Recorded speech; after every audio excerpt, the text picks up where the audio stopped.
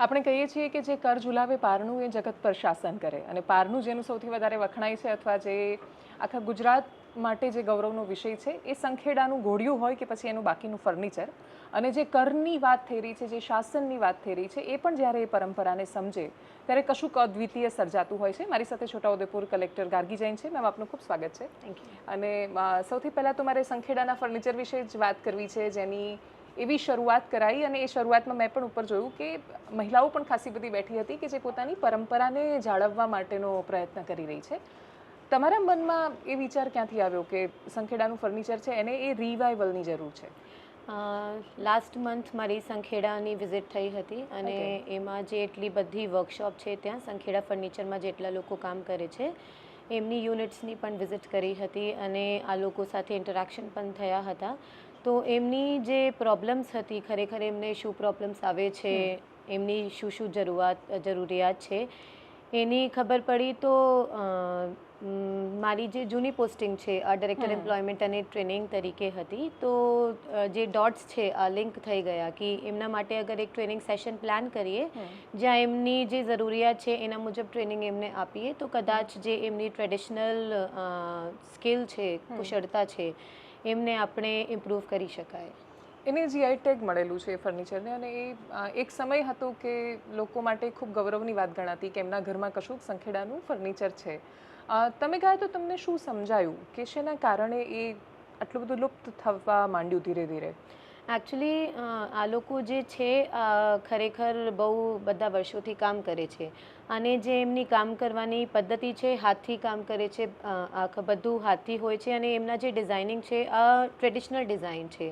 અને આપણે જોઈએ ટાઈમ સાથે જે છે લોકોની રિક્વાયરમેન્ટ ચેન્જ થાય છે, એમના ટેસ્ટ ચેન્જ થાય છે.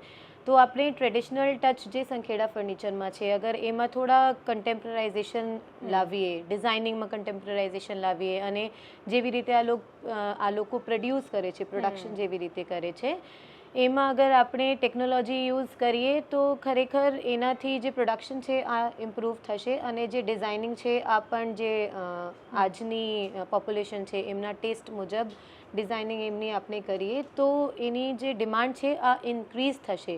હવે અત્યારે આ લોકો હાથથી કામ કરે છે તો એમની જે પ્રોડક્શન કેપેસિટી છે આ પણ ઓછી છે, અને ધીરે ધીરે આ જે સ્કિલ છે આ લુપ્ત થાય છે. તો એના માટે અગર એમની જે ફેમિલીના લોકો છે, બધા સંખેડાના જે લોકો છે, એમને ટ્રેનિંગ આપીને ટેકનોલોજી પ્લસ ટ્રેડિશન આપણે જોડીએ તો ખરેખર પ્રોડક્શન ઇમ્પ્રૂવ થશે અને માર્કેટ પણ ઇમ્પ્રૂવ થશે. ઓકે, કચ્છમાં જેમ જોયું કે જેમ કે રોગાન કે અજરક કોઈ પણ છે તે વચ્ચેનો એક સમય એવો આવ્યો હતો કે એ લોકોને પણ એવું લાગ્યું હતું કે આ કળા છે અને અમે એના માટે અમને બહુ લગાવ છે એટલે અમે આ કરી રહ્યા છીએ, પણ આનું કોઈ માર્કેટ નથી. અને જ્યારે એમને એવું લાગે કે માર્કેટ નથી ત્યારે એ નેક્સ્ટ જનરેશનને એની અંદર નથી જોડતા. અહીંયા ઉપર જે વર્કશોપ હતી એમાં ખૂબ યંગ છોકરીઓ અને છોકરાઓ પણ જોવા મળ્યા. તો એનો મતલબ કે નેક્સ્ટ જનરેશનને પણ એક હોપ દેખાઈ રહી છે કે કશુંક નવું શીખીએ તો કંઈક મળશે.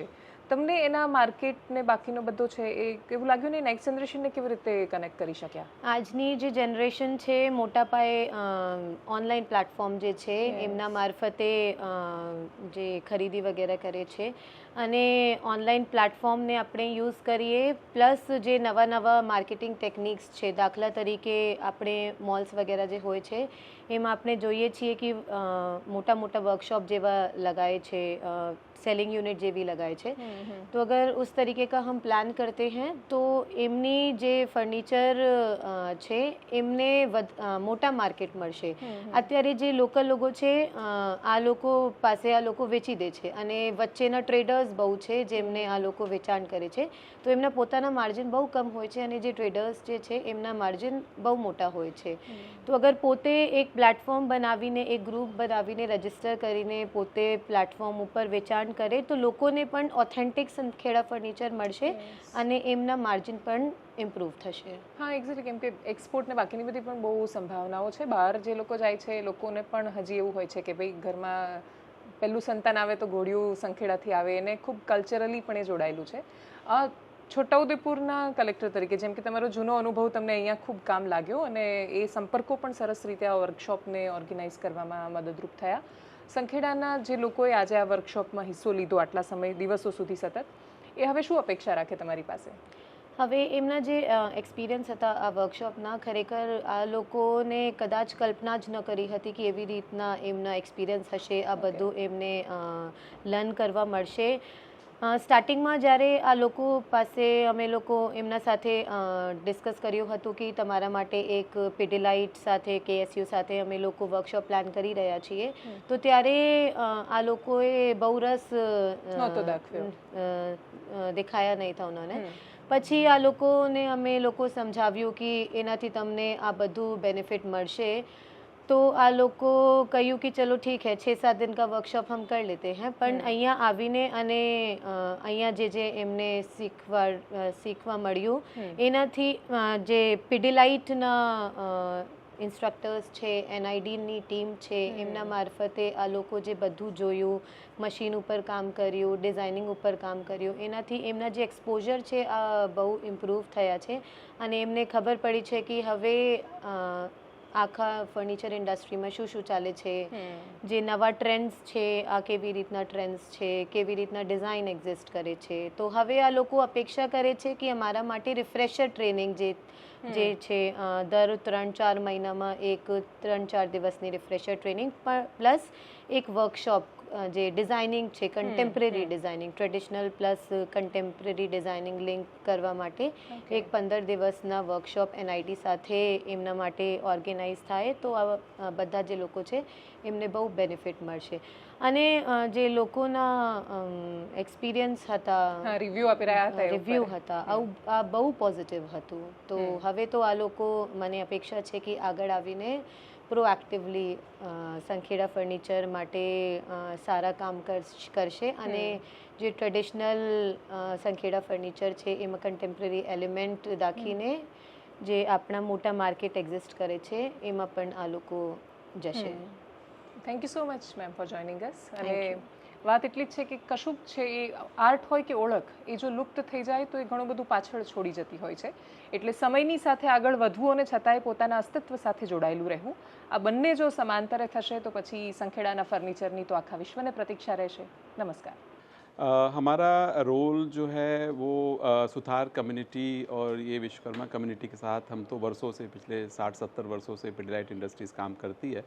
और जैसे ही गार्गी मैडम का फ़ोन आया एज ए कलेक्टर छोटा उदयपुर, और उन्होंने बोला कि ये है, तो हमने भी उनको बताया कि ये एक ऐसा पॉकेट है जो फर्नीचर पे काम करता है और उसमें काफ़ी डिज़ाइन रिलेटेड इश्यूज़ हैं, और जो फर्नीचर है उसकी use of the technology related हैं. तो इमीडिएटली उन्होंने पिकअप किया वो पॉइंट, और उन्होंने बोला, चूँकि गार्गी मैडम पहले पूरे स्टेट के ITI की ऑफ़िसर थी, DET थी, तो उनको हमारा काम पता था. पूरे स्टेट में हम लोग लगभग 200 ITI में काम करते हैं अपना कारपेंट्री के स्टूडेंट्स के साथ. तो उन्होंने बोला ये काम आप लोग ही कर सकते हैं, क्योंकि इनको बुलाना और वो ट्रेनिंग देना और फिर डिज़ाइन के लिए NID के साथ कनेक्ट करना, तो हम लोगों ने इमीडिएटली विद इन वीक्स हमलों ने प्लान किया और फिर हम लोग आगे बढ़े. तो जो आज प्रोग्राम आपने देखा, और जो खुद भी कलेक्टर मैडम आई यहाँ पे हम लोगों के साथ और सारे पार्टिसिपेंट के साथ काम किया, देखा, तो उसका तो आप लोग साक्षी हैं.